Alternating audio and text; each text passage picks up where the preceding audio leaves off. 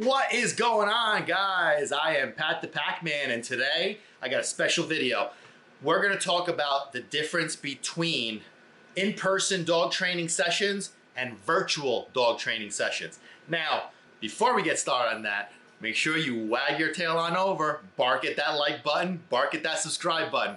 You gotta make sure you watch all our videos. We got coming out with some cool stuff, guys, especially our podcast, Barking for Balance. It's a podcast centered around dogs, but we talk about anything and everything that's meant to teach, inspire, and entertain. I speak Sicilian in it, guys. It's lots of fun. You get educated, you get inspired, you get entertained. It's really cool. So make sure you hit that like button. Make sure you subscribe to this channel. Let's get started. The difference between in-person dog training and virtual dog training. Listen, this whole coronavirus situation has thrown everybody's lives for a loop. I had to revamp myself last year when we had to deal with all this stuff. You know, my whole career, my whole job was based on me going to people's houses to help them and teach them how to work with their dog. So me, I am not very technological, gotta be honest about it, but I had to learn. You know, I had to do something to be able to provide service and help those people that were in need, especially during the pandemic. A lot of people were adopting dogs, so they were in dire need of help. So how do we help them? Virtual platform. So I'm not gonna speak for other people's programs because I don't really know what they do. So I'm gonna speak for my own program, for the Pac-Man to the Rescue virtual program, and I'm gonna tell you what that's all about. So obviously when it comes to in-person sessions, you know, you're working with the dog hands-on. Our virtual program has actually been proven to be just as effective as our in-person program, simply because we are focused on teaching people. So we teach people about dog psychology. We teach them how to communicate dog language. We teach them when to correct, why to correct, and how to correct. We teach them about dog instincts, what they want, what they need, what they require. We set up routines, schedules for housebreaking, for playing, for walking, for freedom, for crate training. You know, so that's really what we do. We focus on teaching about establishing a hierarchy of authority, how to establish direction, bounds, and limits. So that's one thing. So our focus and our philosophy is human-driven. It's not dog-driven, especially because, hey, the mantra is, it's about training people, not training dogs, which is the truth. That's what we do here. So by doing that, what we're creating an understanding that we are human-driven, not dog-driven. Another reason why our virtual program has proven to be very effective is because when you bring a new person into the household, especially a stranger, it disrupts the dynamic of the household, right? It's almost like when you bring your car to the mechanic because it's making a noise, and then once you get there, it doesn't make the noise anymore, you know?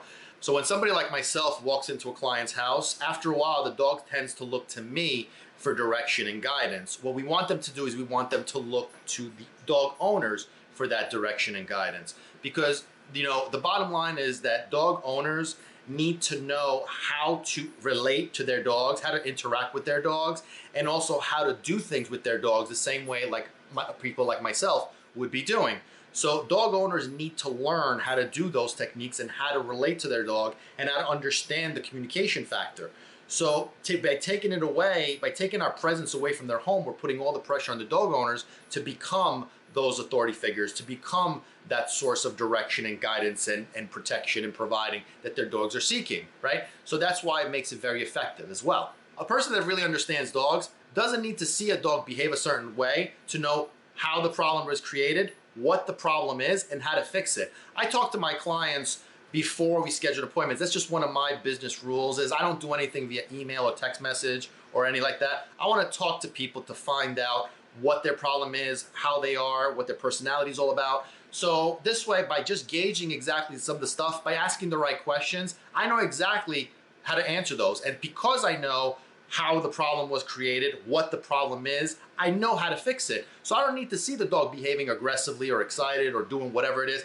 I know that already, okay? So we just have to impart that knowledge more than the physical tools. It's more the knowledge base to the clients, to the dog owner. So this way they could do exactly what we would be doing when we walk into their homes. You know, when I work with clients, you know, in person, I'm doing a lot of the physical work. I'm showing them physically like how to do things with their dogs, and then they have to put it into practice. So one of the ways that if there's any kind of like techniques or exercises that I want my clients to work on, then we use 3 systems. We use pre-recorded videos. I have my clients record themselves and their dogs under various circumstances and various situations, and then we go over them, we analyze them, we critique them. And then the third and really the method that I prefer is I just use my own dogs live during the training sessions to demonstrate those techniques and those exercises. And then I let the clients watch, and then I watch them perform and then correct them and improve them and whatever else is necessary. If you're looking to train your dog, then yeah, that might require more hands-on type stuff. But the training, unless it's specialized training for like, protection or bomb detection or a service dog of some sort, that's a different type of training. But the traditional training of, treats and sit, stay, lay down, first of all, that's a whole different topic. But the bottom line with that is that, what we focus on is we focus on training people. And then the goal is not to have a well-trained dog. The goal should be to have a dog that's happy, fulfilled, and well-behaved. If you're looking for more advanced stuff like recall or off-leash walking or whatever, I got news for you. If you focus on making your dog happy, fulfilled, and well-behaved, you don't need to train them to do that stuff. They do it automatically. You know what I mean? So it's really not necessary to do anything specific. And just another little tidbit as to why the virtual program is just as effective and it's great, is because it is at a fraction of the cost of what it would be if it were in person. Whether you're close by or far away, the distance travel at this point doesn't really matter, because even if you're close by, it's a fraction of the cost, at least ours is. So it makes it affordable, and honestly, during these times, what's wrong with that? You know what I mean? Let's share that knowledge. Let's take care of dogs, let's provide value to dog owners who really want to learn and want to do the right thing for their dogs.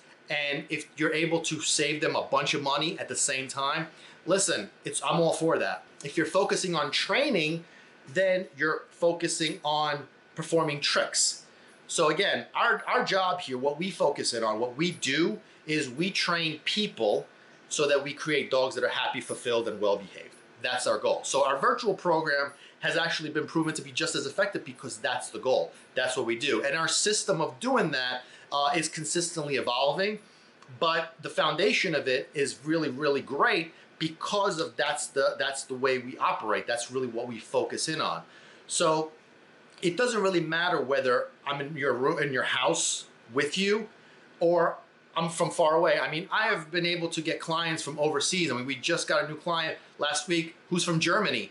I mean, and they speak English though, because I don't speak German. I mean, my dream is to be able to work with Italian clients so I can start speaking Italian. That'd be really cool. But the bottom line is that, by having this virtual platform, you could help everybody around the world.